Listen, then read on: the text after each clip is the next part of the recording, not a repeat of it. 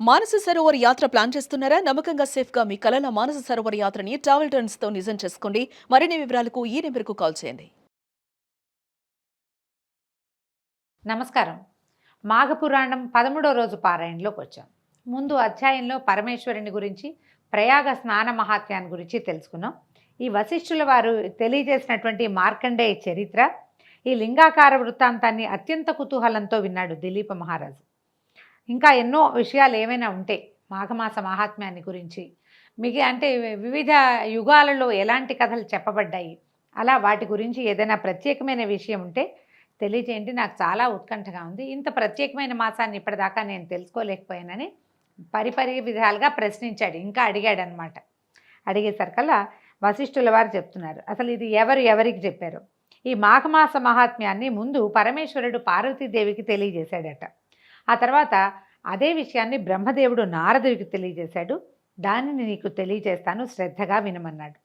ఒకనాడు కైలాస పర్వతం నందు శివుడు ఒంటరిగా తను తపస్సు చేసుకుంటూ ఉండగా పార్వతీదేవి వచ్చి, నాథా, మీ ద్వారా అనేక కొంగొత్త పుణ్య విషయాలను తెలుసుకున్నాను, కానీ ప్రయాగ క్షేత్ర మహాత్మ్యము, మాఘమాస మహాత్మ్యాన్ని ఇదివరకు వినలేదు.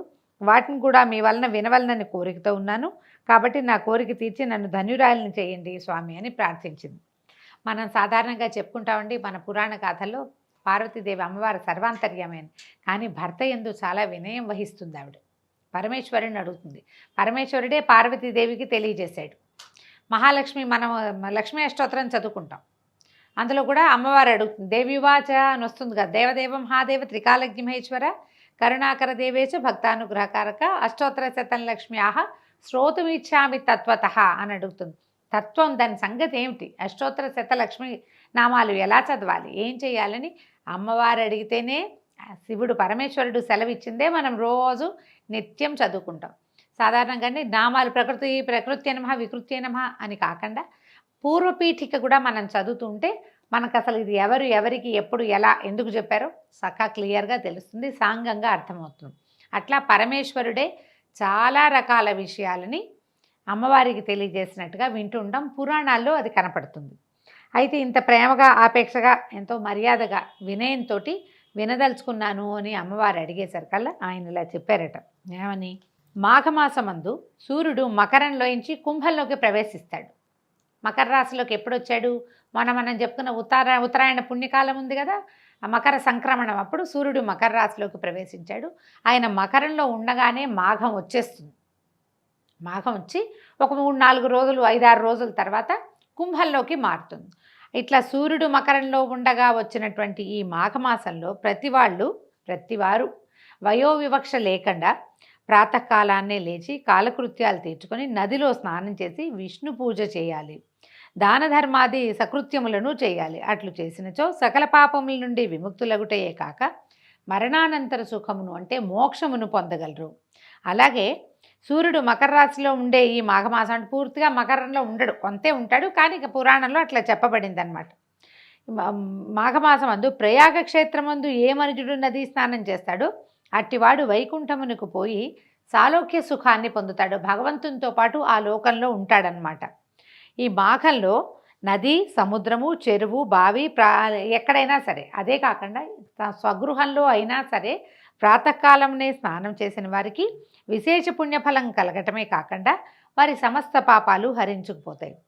విడవకుండా అంటే 2వ రోజు 3వ రోజు కూడా అట్లే స్నానం చేస్తే, అంటే ఇప్పుడు మొదటి రోజు చేసాము, ఇది పాడ్యమి నాడు మాఘమాసం వచ్చింది, మొదటి రోజు చేసాను చాలే అని మానేయకుండా 2వ రోజు 3వ రోజు కూడా వరుసగా స్నానం చేస్తే విష్ణులోకము, విష్ణు సందర్శనము కూడా దొరుకుతుందట. మాఘంలో ప్రయాగ క్షేత్రంలో త్రివేణి సంగ స్నానం చేసిన వారు జన్మరాహిత్యాన్ని కూడా పొందుతారు. వరుసగా 3 రోజులు అనమాట. తొలి రోజు, 2వ రోజు, 3వ రోజు అంటే పాడ్యమి ప్రతిపద్దినము నాడు, ద్వితీయ తృతీయలయందు విధియ తదియల్లో కూడా ప్రయాగ క్షేత్రంలో త్రివేణి సంగమంలో స్నానం చేస్తే ఇక వాళ్ళకి మరు జన్మ లేదట, జన్మరాహిత్యాన్ని పొందుతారు.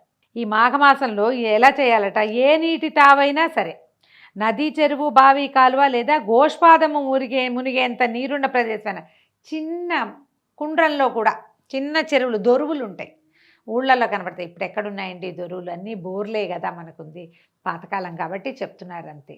కొద్దిపాటి నీళ్ళు ఇక్కడ ఎన్ని నీళ్ళున్నా ఇందులో స్నానం ఏమిటి అనుకోకూడదు. భూ సంబంధమైన జలాలన్నిట్లల్లో కూడా స్నానం మంచిదన్నమాట.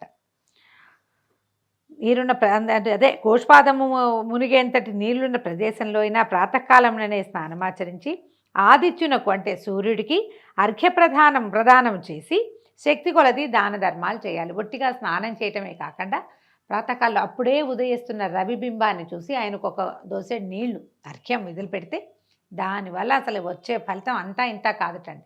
ఇప్పుడు దీనివల్ల పుణ్యం వస్తుంది, పునర్జన్మ ఉండదు, మోక్షం వస్తుంది, ఇవన్నీ వింటాం మనం. కానీ ప్రధానంగా వచ్చేది ఏంటో తెలుసా అండి? ఆ పొద్దున్నే ఉదయిస్తున్నటువంటి సూర్యబింబాన్ని పవిత్ర దృష్టితోటి కనుక చూస్తే, అంటే స్నానం చేసి సిద్ధంగా నమస్కార బుద్ధితోటి కనుక చూస్తే ఆరోగ్యం సిద్ధిస్తుంది. మనకు సాధారణ వాక్యాలు మహావాక్యాలన్నిట్లలో ఇదొక వాక్యం. ఏమిటది? ఆరోగ్యం భాస్కరాది ఇచ్చేదని. ఆరోగ్యం లభిస్తుంది. ఉదయకాలమే పొద్దున్నే లేస్తే ఆరోగ్యం ఆటోమేటిక్గా వస్తుంది. అందుకే పొద్దున్నే లేవండి అని చెప్తారు. అయితే శక్తి కొలది దానాలు చేయాలి. అటు పిమ్మట విష్ణువార్చనలు శివార్చనలు చేయాలి. ఎందుకంటే అన్ని మాసాల్లోనూ మాఘమాసము అత్యంత శ్రేష్టమైనది. సర్వదేవతలందునూ శ్రీమన్నారాయణుడే ముఖ్యుడు కదా. ఆ శ్రీమన్నారాయణుడే కదా సకల చరాచర జీవరాశిని పోషించి పెంపొందిస్తోంది. శాస్త్రాలన్నిట్లలోకి వేదశాస్త్రం ముఖ్యమైనది. జాతులలో బ్రాహ్మణ జాతి శ్రేష్టమైనది. పర్వతములలో మేరుపర్వతం ఉన్నతమైనది. అలాగే మాసాలన్నిట్లలో మాఘమాసము మిక్కిలి శ్రేష్టమైనది. ఇవన్నీ పురాణ గాథలండి, అంతమటికే తీసుకుందాం. అయితే మాఘమాసంలో చేసేటువంటి విష్ణు పూజలు, భజనలు, సంకీర్తనలు, దాన ధర్మాది సకృత్యములు విశేష ఫలితాన్ని ఇస్తాయి. భగవంతుణ్ణి చేరటానికి భక్తి మార్గం ఒకటే సులభోపాయమని గ్రహించాలి. అత్యంత భక్తి శ్రద్ధలతో భగవంతుని సేవించినచో ఆ భగవంతుడే మన రక్షణను చూసుకుంటాడు, అన్నిటినీ అడగకుండానే సమకూరుస్తాడు.